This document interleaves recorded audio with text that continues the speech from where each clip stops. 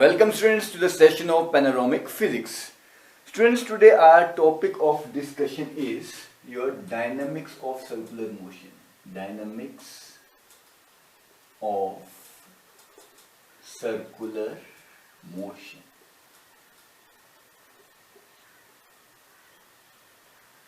Before proceeding to dynamics of circular motion in your laws of motion chapter, as we are going through a very important part, that is your friction. Students, friction के कुछ disadvantage हैं तो advantages भी हैं. Let's discuss them in very brief, as it is already a topic of your previous classes, but just a brief snapshot कि अगर friction है तो उसके क्या हमें disadvantage हैं और क्या benefits हैं. Actually friction को हम बोलते हैं necessary evil. Why it is necessary evil? Suppose I am writing this dynamics of circular motion, and this is possible only because of friction. Walking of a person, again friction is responsible. So there are so many uses of friction, and yes, it has disadvantages. कोई भी machine हो उसका maximum जो हम कह सकते हैं कि मैक्सिमम एफिशिएंसी नहीं आ पाती कभी भी. द रीज़न कुछ एनर्जी हमेशा वेस्ट हो जाती है in form of heat and in form of wear and tear between the due to friction between the parts of the machine. तो इसका निदान भी है by polishing the surface, oiling the surface, using grease etcetera and streamlining the bodies of cars. तो ये सब किया जाता है to reduce the friction. Now let's move to our main topic, that is dynamic of circular motion. Circular motion का dynamics क्या है? Circular motion का सीधा साधा रिलेशन किससे है? सर्कुलर मोशन का जो रिलेशन है that is with your centripetal force. अच्छा, सिंपल सा एग्जांपल नहीं, अगर कोई चीज बिल्कुल सीधी चल रही है, सीधी चलती हुई चीज अचानक से मुड़ जाए, अचानक से घूम जाए, it means if an object has linear motion, ठीक है, linear motion, and suddenly it turns, अचानक से वो मुड़ गया, तो it means क्या हुआ होगा? उस पर फोर्स लगी होगी. ऑब्वियसली ऐसे तो कोई चीज मुड़ेगी नहीं, फोर्स इज अप्लाइड. अब हो क्या रहा है, चल ऐसे रहा था, मुड़ गया, अचानक अब हम क्या सोचेंगे, उसे ऐसे चलना चाहिए ना, अगेन लीनियर पाथ, लेकिन वो फिर से मुड़ गया. फिर उसे ऐसे चलना चाहिए, वो फिर से मुड़ गया. Like that. Let me explain it once more. देखिए, आप बड़े ध्यान से देखिएगा. Students, very interesting fact, very very interesting. ऐसे चल रहा था, ठीक है, नो उस पर फोर्स लगा, वो ऐसे मुड़ गया. अब उसे स्ट्रेट चलना चाहिए था, फिर फोर्स लगा, वो फिर ऐसे मुड़ गया. अब उसे फिर स्ट्रेट चलना चाहिए था, लेकिन फिर वो ऐसे मुड़ गया. लीनियर तो बोलता था उसे स्ट्रेट जाना चाहिए, अब उसे फिर ऐसे जाना चाहिए, लेकिन वो फिर मुड़ गया. फिर उसे ऐसे जाना चाहिए, लेकिन वो फिर मुड़ गया. उसे फिर ऐसे जाना चाहिए, लेकिन वो फिर मुड़ गया. तो almost that is a circular shape में वो आ जाएगा. इट मीन्स हर पॉइंट पे उस पे कोई फोर्स लग रही है. That is we have to discuss in dynamics of circular motion. Dynamics का मतलब है जब हम फोर्स के कोज को भी जानते हो, मोशन के कोज को भी अगर हम जानना शुरू कर दे, that is your dynamics of circular motion. So here this is the dynamics of circular motion which we are going to study. अब यहाँ पे रोल है सेंट्रीपिटल फोर्स का. सो स्टूडेंट, सेंट्रीपिटल फोर्स होती क्या है? What is the centripetal force? Centripetal, centre में लगने वाली centripetal force. A force which acts on a body, and body is bound to follow a curved path, circular path, and this force is always acting at the center of a body. That is your centripetal force. Towards center, सबसे बड़ी खासियत towards center जो force लगती है, centre की ओर जो force लगती है, that is your centripetal force. अभी हमने देखा था कि हमें एक सर्कुलर पाथ था, तो उसमें टुवर्ड्स सेंटर, हर पॉइंट पे सेंटर सीकिंग फोर्स, इसे सेंटर सीकिंग फोर्स भी बोलते हैं, सेंटर सीकिंग फोर्स. स्टूडेंट्स, अब हमने एक आर्टिकल पढ़ा था, अगर आपको याद होगा, कि सेंट्रीपिटल एक्सेलरेशन का एक्सप्रेशन था हमारे पास v² upon we don't have to drive that expression here, हमें वो एक्सप्रेशन यहाँ ड्राइव नहीं करना है। तो what is your centripetal force? क्या होती है फोर्स? होती है फोर्स का मैग्नीट्यूड। क्या होता है? जब हम फोर्स के मैग्नीट्यूड की बात करते थे तो it is mass into acceleration. Here mass is given, acceleration is here, centripetal force है तो एक्सेलरेशन भी सेंट्रीपिटल हुआ, that is v square upon r।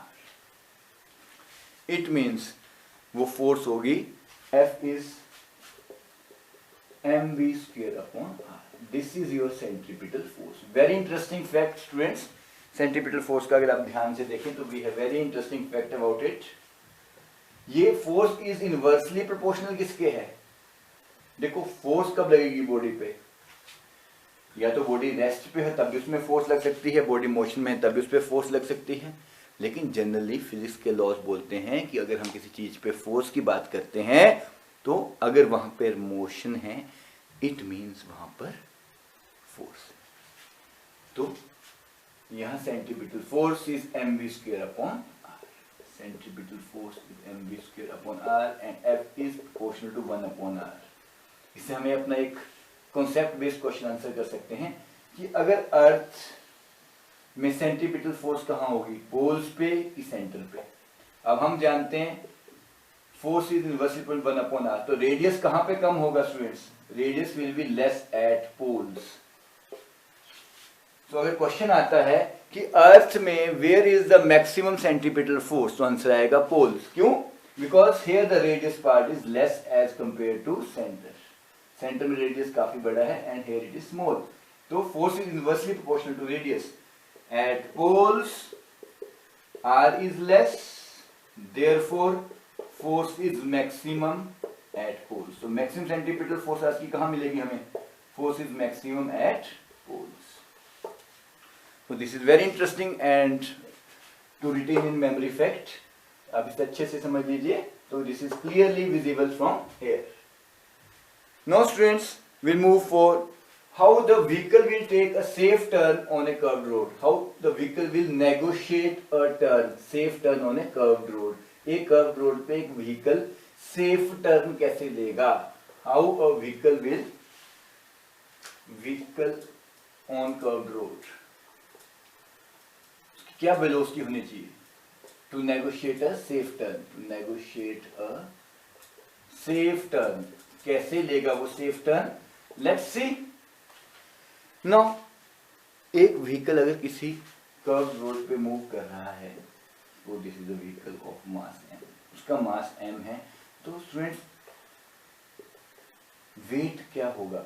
Wait is also a force which is m into G. तो दो forces तो हमेशा उस पर लग रही हैं, ठीक है, उसका नॉर्मल रिएक्शन r भी लग रहा है उस पर। अब दूसरी बात, नॉर्मल रिएक्शन और मास तो बैलेंस कर रहे हैं, लेकिन जब वो टर्न ले रहा है, ऐसे करके टर्न ले रहा है, तो उस टर्न के कारण वो गिरे ना, तो वो कब होगा कि एक सेंट्रीपिटल फोर्स अगर फोर्स ऑफ फ्रिक्शन को बैलेंस करेगी। Consider a vehicle of mass m, एक मास m का व्हीकल मूव कर रहा है, उसकी सर्टेन वेलोसिटी है v, तो ऑब्वियसली जब वो टर्न कर रहा है तो उस पर एक सेंट्रीपिटल फोर्स लग रही है, पर उसको नेगोशिएट कौन कर रहा है, मतलब उसको बैलेंस कौन कर रहा है? दैट इज फर्स्ट उस पर वेट उसका mg है, उसका रिएक्शन भी क्या हो जाएगा?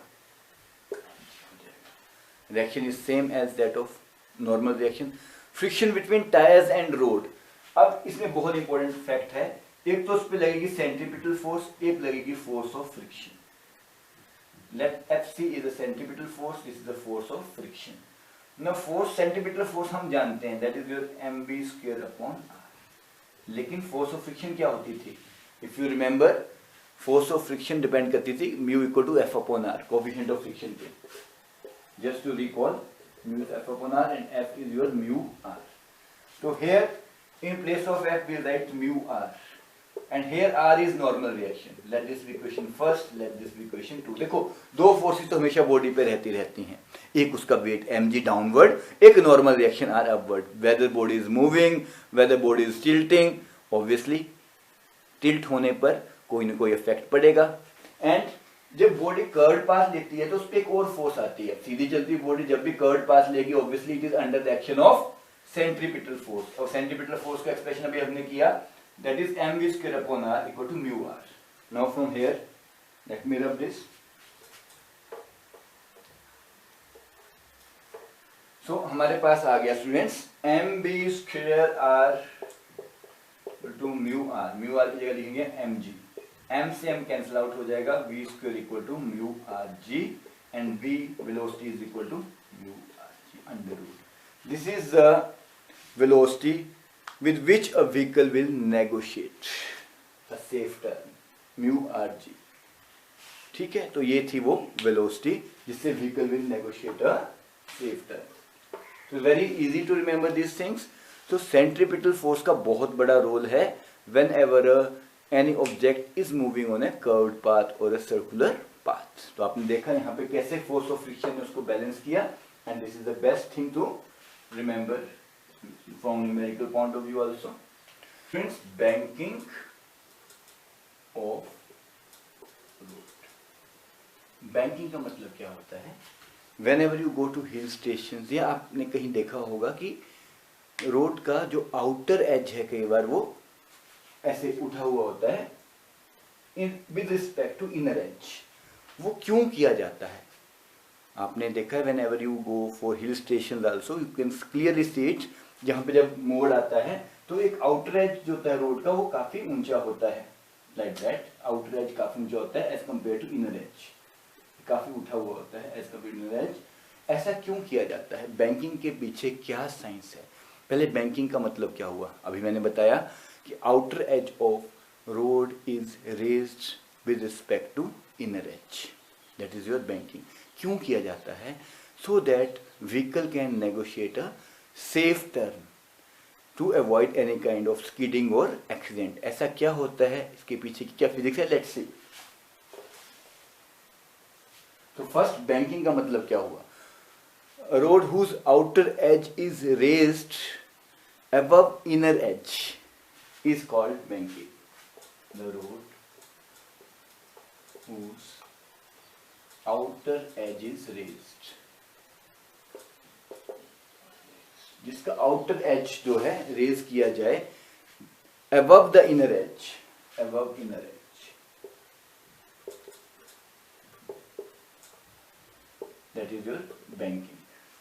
Now, banking of road is done to provide the necessary, basically क्या मिलता है इससे? necessary centripetal force किसके बीच में? so that vehicle can take a turn with more speed. ये एक centripetal force प्रोवाइड करता है। centripetal force पर कौन सी? a necessary centripetal force. necessary centripetal force is provided by this fact, by this fact. this fact की बात करें तो मीन्स बैंकिंग से होता क्या? On bank road one of the components of the normal reaction of vehicle, एक component होगा normal reaction का व्हीकल का जो क्या प्रोवाइड करेगा? Necessary centripetal force for vehicle to move safely. एक ऐसा कंपोनेंट होगा नॉर्मल रिएक्शन का जो उसको बैलेंस कर जाएगा। So that is basically your banking of roads. Now let's go for an expression. Consider a vehicle of mass m, या consider a car, कोई भी कार की बात कर लें, कोई भी व्हीकल की बात आप कंसीडर कर सकते हैं, moving on a banked road of radius R and angle of banking उसका थीटा है। उसका एक्सप्रेशन भी अभी हम निकालेंगे, एंगल ऑफ बैंकिंग का भी। तो कौन कौन सी फोर्सेज एक्ट करेंगे उस पर? अगर व्हीकल मूव कर रहा है on a banked road, what various types of forces acting on that? एक तो उसका अपना weight mg, then there is a normal reaction r। तो नॉर्मल रिएक्शन r ऐसे लगना था तो उसके कंपोनेंट्स बैलेंस हो जाएंगे यहाँ पे students. That is one of the component your r sin theta, r cos theta, and this is your angle theta. This is your r cos theta, this is your r sin theta. No आपके दिमाग में ये आ रहा होगा कि r cos theta ये तो vertical है, वर्टिकल में तो साइन होता था।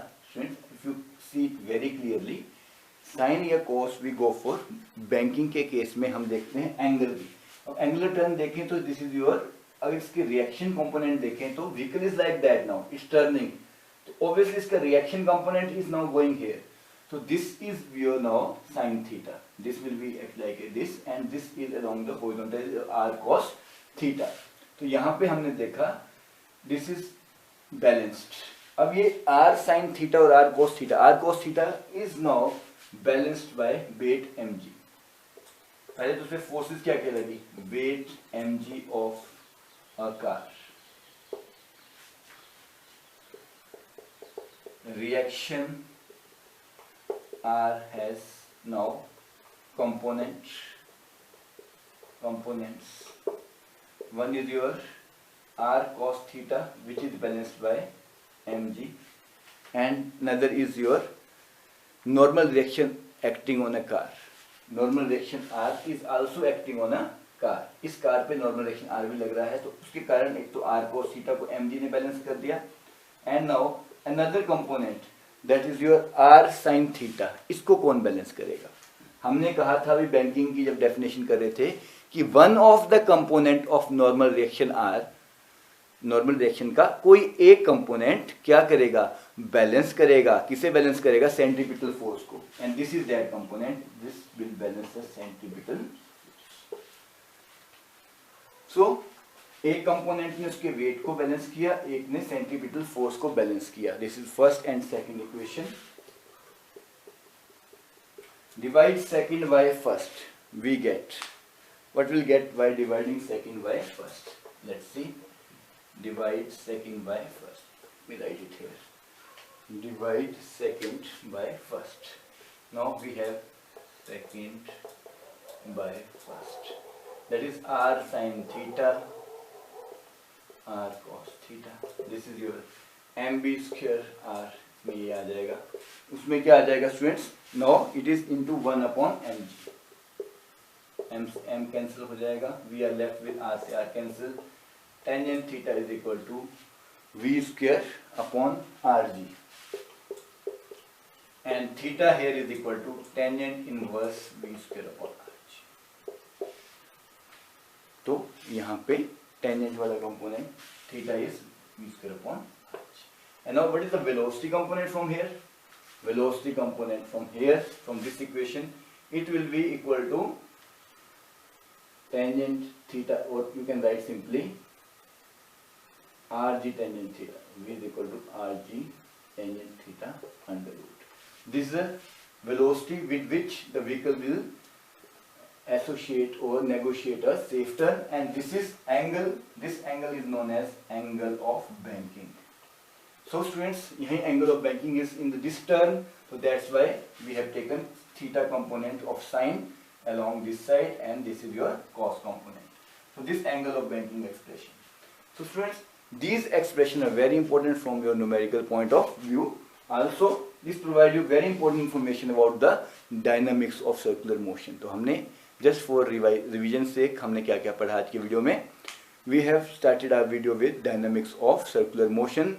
उसमें हमने देखा सेंट्रीपिटल फोर्स कैसे लगती है, सेंट्रीपिटल फोर्स का रेडियस से क्या रिलेशन है, and second thing what we have observed is कि कोई भी व्हीकल अब सेफ टर्न कब लेता है, दैट वी हैव डन कि सेंट्रीपिटल फोर्स का एक्सप्रेशन हमने निकाला और व्हीकल का एक्सप्रेशन निकाला कि कैसे उसको बैलेंस किया जाता है सेंट्रीपिटल फोर्स के द्वारा।